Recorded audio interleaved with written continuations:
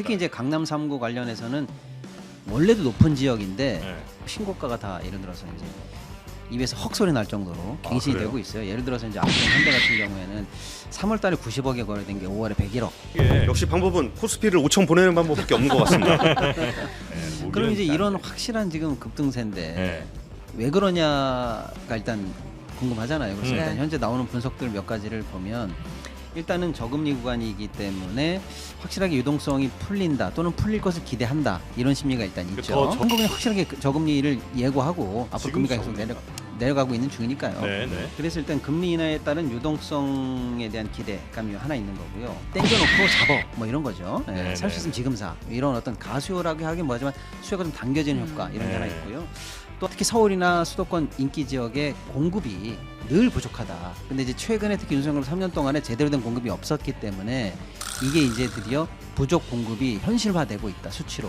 그 부동산 가격을 안정시킬 수 있는 방법이 별로 없어요. 오르는 거는 불시에서 땅 당겨지는데 그럼 끌 때는 그걸 어떻게 끄냐 라는 부분들이 마땅치 않다는 아니, 거예요. 공급- 오를 것 같은 기미가 보이게 되면 야 안 그래도 지금 나 살까 말까 고민했었는데 라는 사람이 또 들어오는 게 있는 거고 네. 그러면서 결국 기대 심리가 의외로 되게 많이 영향을 줘요. 근데 이 6월 달이 유독 그런 식의 기대를 할 수 있는 요소들이 좀 많았던 것 같아요. 문제는 그 심리가 없는 7월, 8월, 9월 넘어간다 한들 이 올라가는 추세를 뭘로 분위기 환기를 시킬 수 있는지에 대한 방법이 마땅치 않다는 거죠. 자, 일단 그러면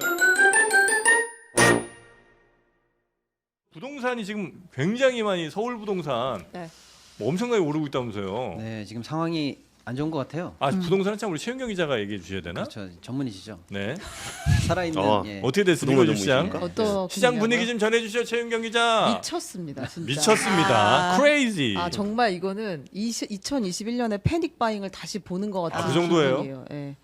그러니까 전에 다 빠졌던 지난 한 3, 4년간 빠졌던 그 아파트들이 네. 다 거의 다 이제 정고점을 회복했고 돌파한 일부 지역들은 지금 날라가셨습니다, 지금. 이제 서울 이분 찐이네요. 예. 서울이요, 서울. 아 당연히 서울이고요. 네. 죄송합니다. 당연이라고 해서 죄송한데 아무튼 서울 부동산이 미쳤다 이렇게 말해야 맞을 것 같아요. 네. 근데 이제 지난 한 2, 3월 요때는 진짜 강남 핵심 그 지역들이 이제 막 오르고 있었거든요. 2, 3월에. 네. 3월 뭐 4월까지도 좀 그랬던 것 같아요. 아니, 터워즈를 그 묶이고 나서도. 나라가 그 모양인데 부동산이 계속 오르고 있었어요. 그 사이에도. 네, 근데 그때까지는 이제 일부 지역의 일이었기 때문에 한정된 지역만. 그래서 이제 우리가 이재명 대통령을 인터뷰했을 때도 한강뷰에 뭐 100억 내고 내가 큰 아파트 살겠다고 하는데 그 사람들을 뭐 어떻게 막을 거냐 고시장은 고시장대로 주겠다 이렇게 얘기를 그런 했는데 얘기했었죠. 이 자산 가치가 완전히 격차가 역시 벌어질 수는 없다는 게 뒤에 지금 이제 마용성의 갭매혹이 엄청나게 따라가고 있습니다. 음흠. 지금 부르는 게 값이에요. 그냥 계속해서. 그래요. 조금 수치로 보충을 좀 해드리면 너무 정확히 온몸으로 느끼시니까 정확하네요. 네. 지금 서울 관련해서는 현재 18주 연속 상승세 아파트 값이요. 18주. 예, 그렇게 보고 높다. 특히 이제 강남 3구 관련해서는 원래도 높은 지역인데 네. 물론 이제 거래량이 많지는 않죠. 다 토어제 구간이 저 구역이니까. 그럼에도 불구하고 신고가가 다 예를 들어서 이제 입에서 헉 소리 날 정도로 갱신이 그래요? 되고 있어요. 예를 들어서 이제 압구정 현대 같은 경우에는 3월달에 90억에 거래된 게 5월에 101억. 아, 몇 평인데? 183제곱. 183평? 예, 아니, 예, 183제곱. 제곱? 예, 거의 미터. 60평짜리 아니에요? 대충 뭐 그 정도 50평 되죠. 안 돼, 예. 50몇 네. 평이네. 90억짜리가 101억에 거래되고 101억? 예, 반포 84제곱은 뭐 한 달은 넘고 한 2달 만에 10억 가까이 계속 급등하고 있고. 이게 오른 게 10억이라고요? 예. 10억에 살 수 있는 게 아니고. 예, 예. 10억은 거긴 반포인데 안 되죠. 아. 40억 출발. 예. 아, 출발이 최하, 40억? 최하, 예. 예. 그리고 이제 말씀 주신 것처럼 그렇게 해서 이제 인기 지역이 딱 신고가를 계속 갱신하니까 상승세가 이제 비강남권으로 번져요. 강동, 성동, 마포, 용산 등 딱 여기 붙어 있는 지역에 바로 인접해 있는 외곽 지역으로도 상승세가 번져 있고 그러다 보니까 이제 최악의 상황이죠. 수도권 그나마 선호 지역이죠. 과천이라든지 이런 쪽이죠. 여기까지도 지금 급등 조짐이 확인이 됐다. 아니 근데 대전도 광역시잖아요. 대전. 예. 갑자기? 아니 그 대전에 좀 내려가서 잠깐 봤는데 뭐 5억, 4억짜리도 많던데. 예, 지역 부동산은 마이너스 성장하고 있습니다. 가격이 상승하진 않고 있어요. 20채 가격에 그러면 압구정 현대 하나가 대전 아파트 하나보다. 아, 근데 이제 우리가 대전도 압구정 현대가 오른다. 그냥 남의 나라 이야기이기 때문에 그렇게 심각하게 받아들이지 않는데 지금 이제 제가 진짜 미쳤다고 생각하는 이유는 뭐냐면 우리 옆집이 오르고 있다니까요 지금. 그러니까 이 주변들이 지금 막 들썩들썩이고 진짜 부동산이 팍 오른다고 느낄 때는 언제냐면 1층이 막 팔릴 때예요. 1층? 네. 1층이 왜요? 1층은 살아있는 진짜 얘기네. 팔기가 진짜. 힘듭니다. 왜냐면 해가 잘 안 들고 이 1층 사는 분들 죄송한데 이제 팔 때 본인들이 많이 느껴요. 그 보통 이제 RR보다는 한 1, 2억씩 내려서 팔아도 잘 안 알라는 팔립니다. 뭐예요? 동해 로얄층이라는 이야기인데. 아 더블 R이 있어요 또. 네네네. 근데 그거 아니고 1층, 그러니까 저층이 팔리기가 진짜 쉽지 않은데 지금은 저층 계속 콜이 들어간다는 거예요. 저층이라도 사겠다. 네, 계좌만 달라 다 이런 분위기라는 거예요. 저층이 그 층간소음 없고 좋지 않나? 그래서 너무 애 좋죠. 키우는 애 집들을 키우는 위한 집들은 뭐 필로티 1층 참 타겟층이 좋아하죠. 있긴 있습니다만. 네. 네네네. 여튼 게 많이는 선호되지 않는다. 네, 그러니까 일반적으로는 조금 더 싸게 파는 분위기인데 지금은 이제 그거고 뭐고 간에 그냥 계속 사는 수요들이 맞아. 몰려든다는 1층은 거예요. 참 모기가 좀 많아. 모기는 어디나 많습니다. 아 그래요? 네. 1층이 유독 좀 더 한 많죠. 10층 넘어가면 네. 없지 않아요? 아니 있습니다. 모기들도 참 엘리베이터 타고 올라온다고 네, 하더라고요. 안 어제도 타고 다 올렸어요. 올라오고. 네. 네. 근데 이제 확실히 숫자는 관리비도 안 내면서 1층이 확실히 많아 모기가. 네, 모기는 그럼 이제 잘 이런 돼. 확실한 지금 급등세인데 네. 왜 그러냐가 일단 궁금하잖아요. 그래서 네. 일단 현재 나오는 분석들 몇 가지를 보면 일단은 저금리 구간이기 때문에 확실하게 유동성이 풀린다 또는 풀릴 것을 기대한다 이런 심리가 일단 그 있죠. 더 저금리로 생각을 한다. 더 저금리 올 거라고 생각해서 지금도 이제 한국은행 확실하게 그 저금리를 예고하고 앞으로 지금도 금리가 계속 저금리인가? 내려가고 있는 중이니까요. 네, 네. 뭐 고점 비하면 반이죠. 네. 사실 예전에 비하면 지금 2.5니까. 그래서 일단 금리 인하에 따른 유동성에 대한 기대감이 하나 있는 거고요. 그 다음이 이 7월 달부터 사실 3단계 스트레스 DSR이 들어가거든요. 네. 그러면 나 조금 어려워지는 거 아니야? 아, 라고 그래서 하니까 지금 6월에 막 급하게 땡겨, 사는구나. 땡겨 그래가지고 지금이라도 일단 아. 땡겨놓고 잡어 뭐 이런 거죠. 예, 네, 살 수 네, 있으면 네. 지금 사 이런 어떤 가수요라고 하긴 뭐하지만 수요가 좀 당겨지는 효과 이런 게 하나 네. 있고요.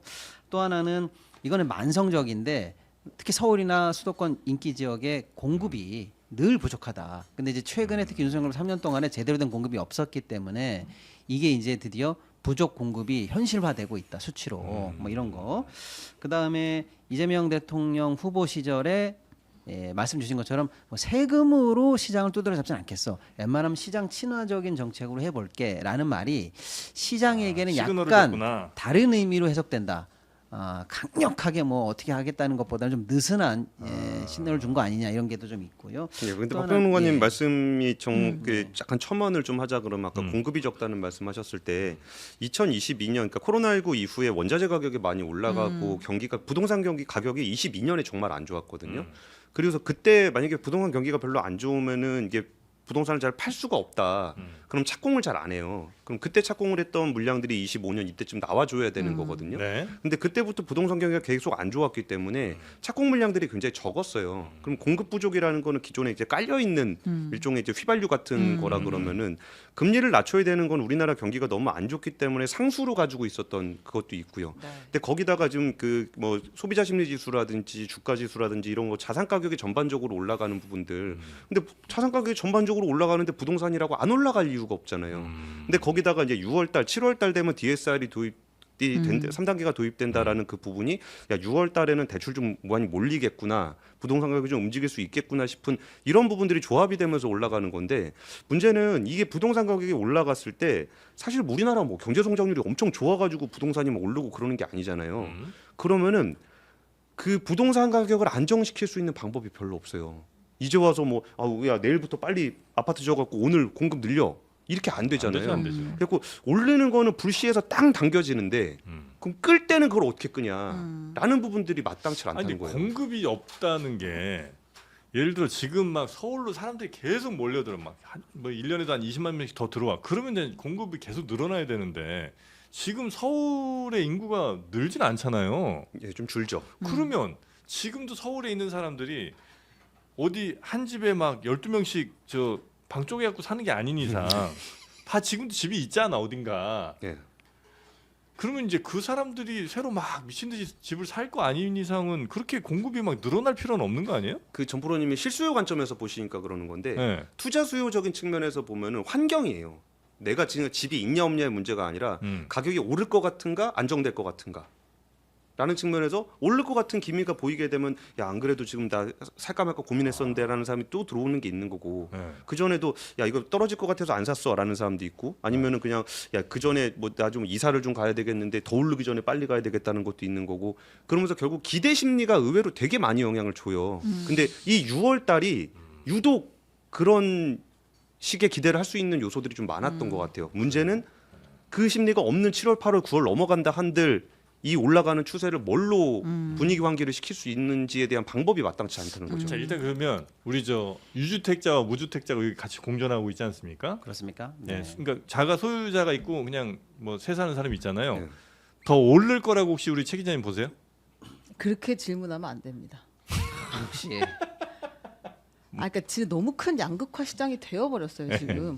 근데 아니, 그냥 양극화 집이 시장. 오를 거라고 생각하세요? 이렇게 물어보면 어디에 있는 어떤 집이 오를 건가요? 라는 보고 반문할 수밖에 그렇게 없어요. 물어볼 수밖에 없다. 굉장히 중요한 겁니다. 아니, 아까 왜냐면 이제- 유주택자 입장이랑 혹시 무주택자 입장이 혹시 좀 다른가 해서 그냥 근데 이제 여쭤보고 1주택자들은 싶었던 어떤 건데. 생각으로 집을 갖고 있는 거냐면 네. 그냥 가격을 방어하는 거예요. 그러니까 오르면 같이 오르고 떨어지면 같이 떨어지고 적어도 큰 크게 사고 없이 음. 그냥 이제 산다. 내가 여기서 이제 뭐 그 살아야 되잖아 인간이 어딘가에서는. 네. 배에 탑승한다. 네, 그냥 여기서 내가 올라갈 때 적당히 올라가고 떨어질 때 적당히 떨어지면 크게 어디 쫓겨날 일은 없겠구나. 일단은 그런 생각을 갖는 거지. 이걸로 네. 떼돈 벌어가지고 뭐 자식을 대대손손 물려주고 이렇게 생각하지는 않죠. 아 그렇습니까? 근데 이제 집을 사면 이사하기가 좀 힘들잖아.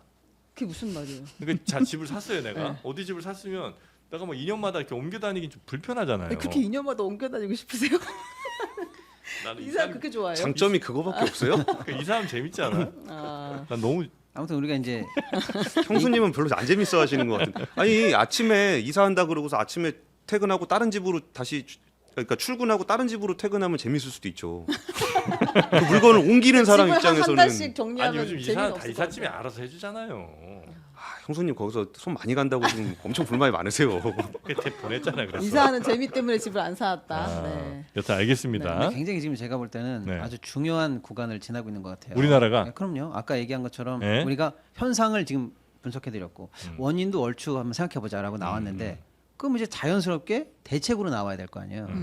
여기에 관한 논의로 해서 무슨 대책이 있을 거냐도 중요하고 그 다음에 중요한 건 뭐냐면 대책이 적기에 나오느냐가 제가 볼 땐 제일 중요한데 지금 새 정부 금융위원장이나 국토부 장관도 아직 미정이고 그렇죠. 이 정부의 기조가 지금 아직 조금 덜 정해진 상황에서 대선이 끝났는데 시작은 이미 다듬어지기 전에 시장이 먼저 불이 붙어가지고 못 잘못하면 시장이 정부 정책을 기다리기 전에 일이 벌어져 버릴까 봐. 그렇겠네. 그러면 적기에 나와야 될 정책이 못 나오면서 다른 국면으로 넘어갈 수 있다. 불이 번지 소화기로 끌 수 있는 상황인데 소화기 찾는 사이에 큰 물 번지면 이게 소방차 와야 소방차 와야 되잖아요. 된다. 예. 그래서 지금 굉장히 중요한 구간이라서 그렇겠네. 예. 근데 만약에 역시 방법은 코스피를 5천 보내는 방법밖에 없는 것 같습니다. 부동산 투자하지 마시고 주식에 투자하십시오, 아니, 여러분. 정부가 네. 대책 쓰면 시장이 먹히긴 해요. 왜냐면 예전에 보면 항상 이른바 이제 좀 더 진보 성향의 정부에서는 대책을 막 엄청 하는데 그럴수록 집값은 더 뛰고 그 아주 중요한 얘기입니다. 보수는 왜 그랬을까요? 아니 뭐 여러 요인은 있고 그 두 가지라고 예. 하나는 다 적기를 놓쳤다. 지금 와서 분석해 보면 그래요. 예, 적기를 놓친 대책이었다는 거고 또 하나는 이 대증요법에 맞지 않는 처방이었다. 뭐 두 가지겠죠. 근데 적기에 적절한 대책이 들어가면 왜 안 먹히겠어요. 그럴까요? 예, 그런 식의 반성적 지금 사고도 있다. 네네, 그러니까 정부 네. 정책이 늘 안 먹힌다 이건 아니죠. 아 예, 그렇습니까? 예, 예. 두 번째 아이템은 배드뱅크라고 하던데 배드뱅크는 뭐 어떤 겁니까? 네. 우리 신영 기자가 좀 소개 좀 해주실까요? 그러니까 지금 뭐냐면 네. 막 이제 소상공인 자영업자 취약계층들 빚 못 갚고 있는 사람들 많잖아요. 네. 실제로 지금 뭐 저축은행 연체율이 10년 사이 최고치라고 하는데 이제 이런 분들 회수하지 못한 장기 대출 같은 거 좀 탕감을 해주자는 거예요.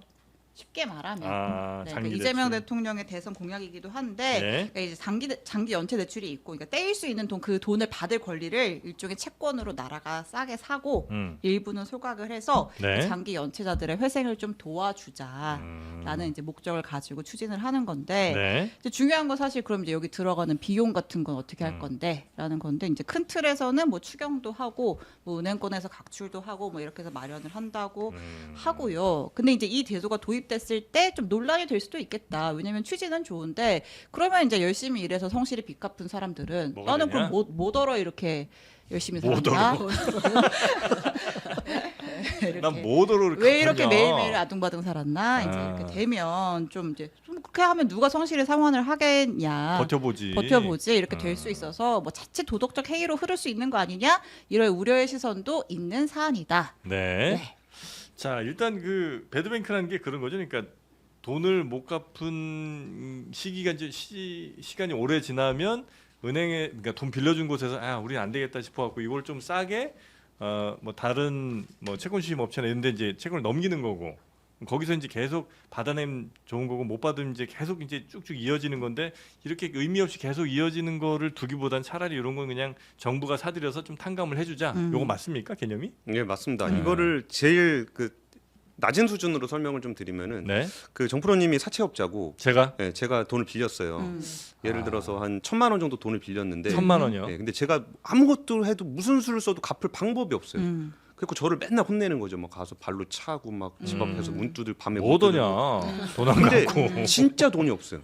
그리고 돈을 벌어봐야 다 정프로님한테 가기 때문에 나 돈도 안 벌어. 에헤이.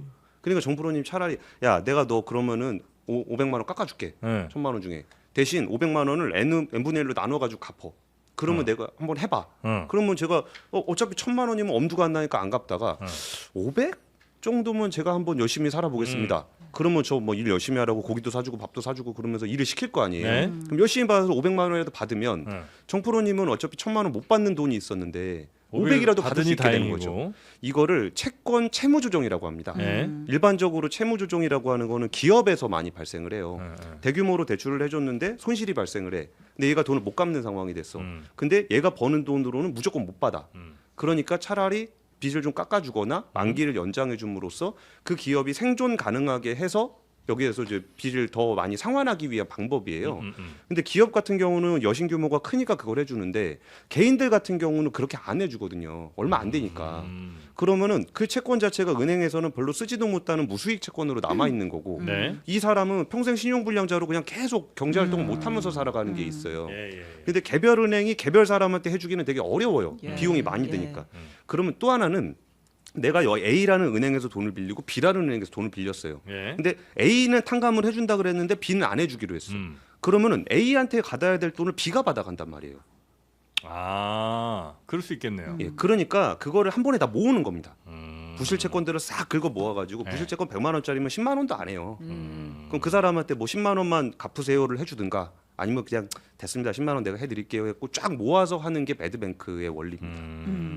그러니까 그 오랜 기간 동안 뭐 신용불량이든 아니면 채무를 다하지 못해서 하여튼 불안정한 사람이 있는 사람들을 한번 정리해 준다. 그렇죠. 네. 이렇게 보면 되겠군요. 이런 일들이 자주 원래 종종 있어요? 이게 중요합니다.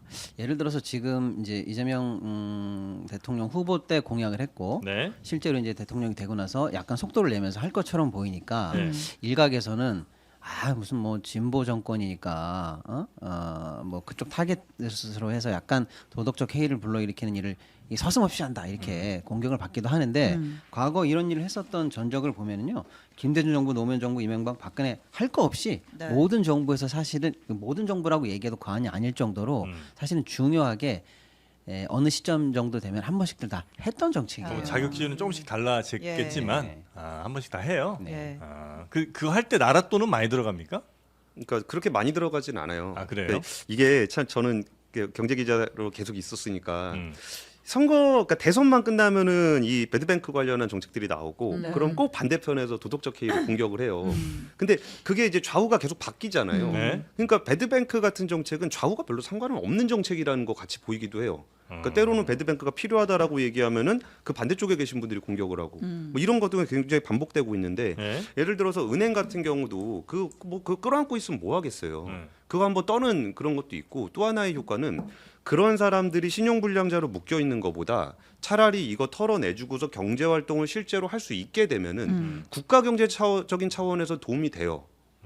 그러면 거기서 도움을 받을 수 있는 거는 정부라 그러면 거기에 세금이 좀 들어갈 수 있는 거고 은행들이 각각 출연도 합니다. 각출해가지고 이거 니네 채무조정 각자 하려 그러면 돈 많이 들어가잖아. 그거 이제 각출해서 좀 내. 그렇게 해서 가져가기도 하고 그렇게. 그럼 예를 들어서 그 비탕감된 분들 입장에서는 진짜 오랜 시간 우리 힘들었는데 이렇게라도 다시 일할 수 있는 좋은 기회일 수 있을 것 같은데 아까 신 기자님이 말씀해 주신 것처럼 이게 쭉 잘 내서 옆 가게에는 버티다가 하여튼 탕감돼서 와 너무 좋겠다고 살았어요. 근데 그 옆에 있는 가게는 매월 진짜 난 입을 거 안 입고 먹을 거 아껴가면서 뭐 애들 학원도 안 보내면서 빚을 매월 갚았어. 근데 결과를 보니까 이 사람이나 나나 똑같이 됐어. 그럼 좀 약간 좀 마음이 좀 그렇죠. 마음이 마음이 어떻게 마음이 생겨요? 조금 장이 좀 꼬이면서 배가 좀 아파오시죠? 약간 나 상처받을 것 같은데 네. 그런 거는 안 따집니까? 그러니까 그 부분에 대해서 제가 조금 더 구체적으로 말씀을 드릴게요. 예. 이거는 제도 자체가 문제가 있는 게 아니에요. 네. 채무 조정은 원래 금융 시스템의 한 부분이에요. 예. 네. 돈을 빌려주는 거 받는 것뿐만 아니라 받지 못한 채권을 어떻게 처리하느냐가 예. 부실 채권이라는 시장이 별도로 있을 정도로 원래 있는 거예요. 네. 이거는 그 선악의 개념이 아니에요. 네. 근데 여기서 어느 정도까지 채권을 어느 정도까지 탕감해 줄 것인가가 핵심인 거예요. 예. 어떤 기준으로 선정을 해갖고 맞아요. 예, 예. 그러니까 예를 들어서 IMF 때 빚진 거 벌써 25년 전 얘기예요. 그 사람 그 빚진 채권 그냥 끌어안고서 그 사람 평생 그 신용불량자로 해가지고 카드 발급하면 제대로 못 받고 버스 카드 한번 제대로 못 쓰게 하는 사람을 그 25년 동안 신용불량자로 내두는 게 우리나라 경제의 이로운가? 아니면은 그런 부분들을 한번 정리를 해주는 게 이로운가라는 측면에서 본다면은 이런 부분들이 점점 촘촘하게 가게 돼요. 그러니까 얼마나 단기적 오늘 그럼 나 빚낸 다음에 안 갚아가지고 그때 되면 대주는 거야? 그런 거 얄짤 없습니다. 그리고 실제로 여기에 탕감 받으시는 분들 이렇게 취재해 보면은 네.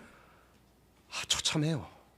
정말 너무나 오랜 시간 동안 거기에 묶여 있으셔가지고 야 그 정도 돈 깎아줄 테니까 너 그러고 살래? 라 그러면은 아무도 그렇게 생각 안 할 거예요. 근데 아직 구체적인 방안들이 나오진 않았는데 그 기준을 잡을 때 그 사람들이 생각하는 도덕적 해이라고 느껴지는 그 배아픔이 느껴질 정도로 너무 후하게 해주면 안 돼요.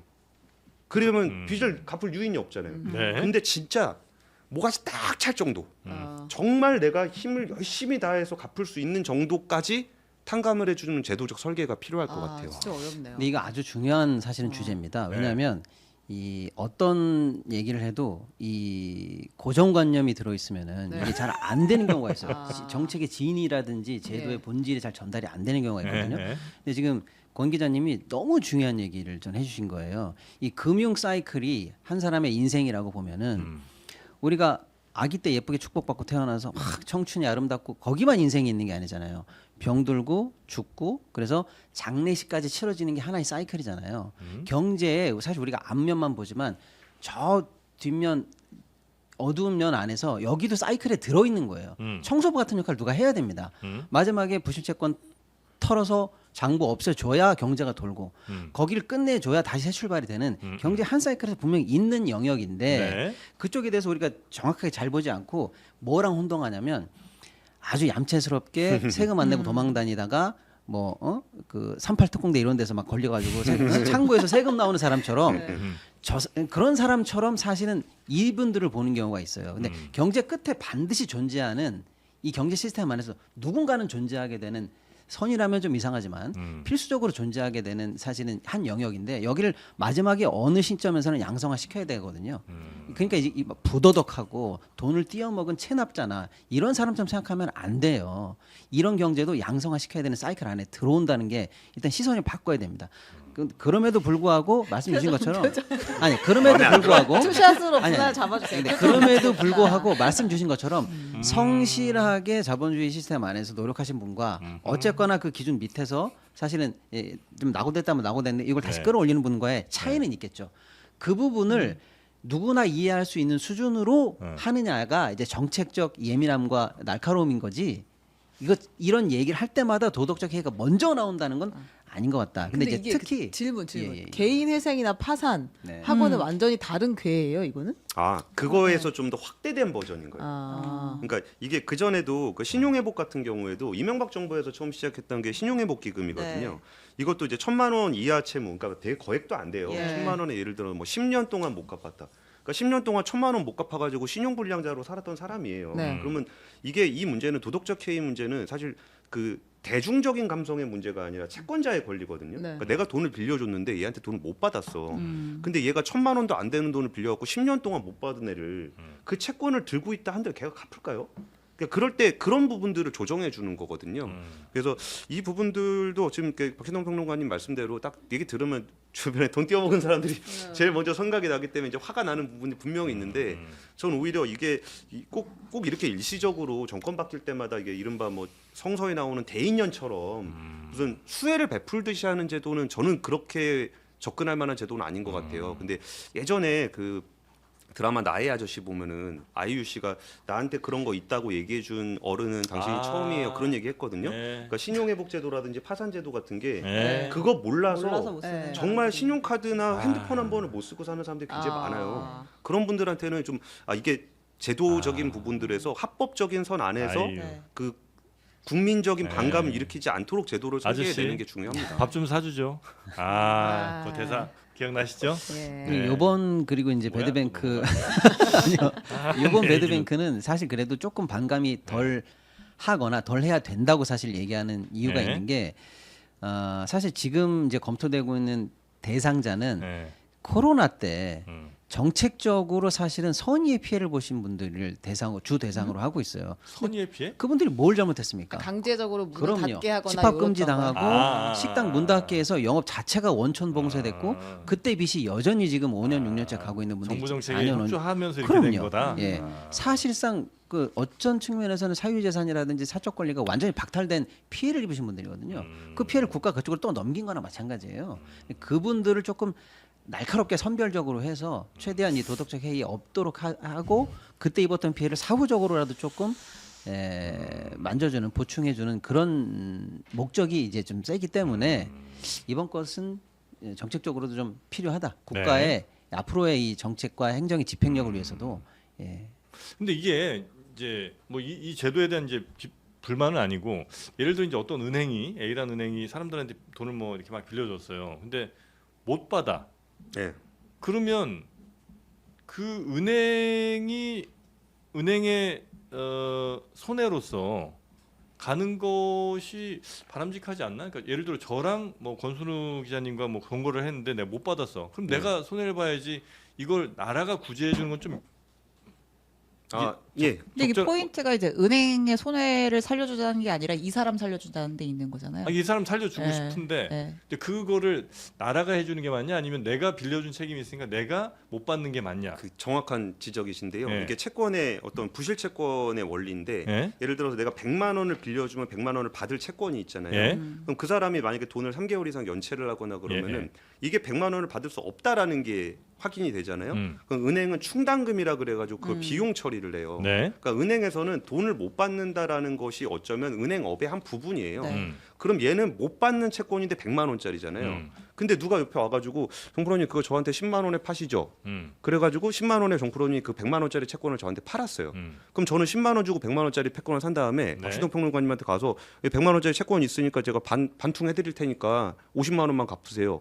그래서 박시동 평론가님이 저한테 50만 원 갚잖아요. 40 저는 벌었네. 사실 버는 거예요. 예. 이게 부실 채권 시장의 원리거든요. 예. 그러니까 은행에서도 100만 원짜리 채권을 100만 원으로 그냥 두고 있지 않아요. 음. 부실이 발생하면은 뭐 10이나 5 이렇게 언더로 떨어뜨려 놓기 때문에 정부가 매입을 할 때 이제 여기서 이제 은행과 정부의 기싸움이 시작됩니다. 얼마를 쳐줄 거냐? 얼마 쳐줄 거냐. 예. 그러니까 그런 부분들도 이제 좀 잘 조율을 해서 네. 그런 반감들이 안 나오게끔 해야 되는 거죠. 알겠습니다. 그래서 이 배드뱅크가 이번에 얼마 정도 돈 들어가는 거예요? 전체적으로 보면 혹시 그게 나왔나요? 아직 안 나왔어요. 안 나왔어요? 네. 그리고 약간 다른 게 이제 작은 규모로 있을 때는 그동안 사실 이제 이게 뒤에 배드뱅크라고 붙잖아요. 그러니까 네. 사실은 은행이나 그래도 제도권 내에서 이게 쉽게 말하면 청소부 역할을 했었는데 이재명 시장 때 성남에서 요 배드뱅크 역할을 민간으로 풀어줬을 때가 있어요. 그게 이제 소위 말하는 이제 주빌리 은행이거든요. 네. 근데 이번 전국구 사업이거든요. 여기에도 민간 참여를 좀 열려고 검토를 하는 것 같아요. 근데 이거 왜 이름이 배드뱅크예요? 나도 궁금해. 이름 바꿔야 될 것 부실 채권. 같아요. 원래 있는 그걸 뜻하는 굿자산, 배드자산 네. 이렇게 해가지고 네. 굿자산 보통 구조조정을 할 때 네. 네. 부실했던 부분과 건실한 부분들을 나눠서 네. 부실했던 부분들을 정리하거든요. 네. 그래서 부실 채권을 정리하는 은행이라고 네. 배드뱅크라는 표현을 쓰는데 네. 대표적으로 우리나라의 한국자산관리공사라는 공공기관이 있어요. 캠코. 예. 거기가 원래 성업공사였는데 예. IMF가 발생하니까 기업의 부실 채권이 어마어마하게 많이 생긴 거예요. 예. 그래서 그 부실 채권들을 사주는 역할을 하면서 이게 한국자산관리공사가 된 거거든요. 근데 이제 구조조정특별기금 같은 경우는 다 이제 끝났어요, 기한이. 그러면 이제 할 일이 없잖아요. 그러면 기업의 부실채권을 정리하던 그 역량을 바탕으로 해서 개인의 부실채권을 정리하는 역할을 맡게 되면서 국민행복기금이라든지 한마음뱅크라든지 이런 것들을 맡아서 하고 있기 때문에 저는 캔코가 할 확률이 높아 보이긴 하는데 박시동 평론가님 말씀대로 이게 오히려 그럼 공공기관에서 막 정하는 것보다는 시장 원리에 따라서 부실채권의 가격을 정하는 게 맞지 않느냐라고 해서 민간 쪽을 좀 열어줘야 되지 않느냐라는 논의가 있기는 있어요. 네. 근데 이번에도 그렇게 할지는 잘 모르겠습니다. 아니 그 이름이 나는 별로 안 그 배드뱅크 하니까 좀 나빠 보이잖아. 배드한 거 정리해주는 뱅크인 거잖아요. 그렇죠. 그럼 클린뱅크 싱크로유. 역시. 라고 하든지. 아니 굿뱅크든지 네. 뭐 있을 것 같은데 배드뱅크 하니까 좀 뭔가 약간 나빠 보이는 아하. 은행 자체가 나쁜 은행인 것 같은 느낌이 아하. 예, 마피아가 운영하나 뭐 이런 느낌이 좀 들어서 마피아는 마피아 예, 42밖에 마피아 모르는 42가 있습니다. 근데 참 저는 좋은 사실 지적- 뱅크라는 좋은- 이름 쓰는 게 별로 마음에 안 들긴 해요. 네. 그러니까 성남시에서도 주빌리은행 뱅크 쓸 때도 뱅크라는 용어는 그렇게 함부로 쓰면 안 되거든요. 그러니까 굉장한 신뢰를 가지고 있어야 되는데 민간에서 뱅크 쓴 것 자체는 저는 배드보다 뱅크가 더 아 그게 더 마음에 안 문제다. 듭니다. 네. 알겠습니다. 이참에 용어를 뜯어 고쳐야 되겠네요. 네, 아하. 네. 영어는 다시 한번 저희가 잘 정해서 전해드리도록 하겠습니다.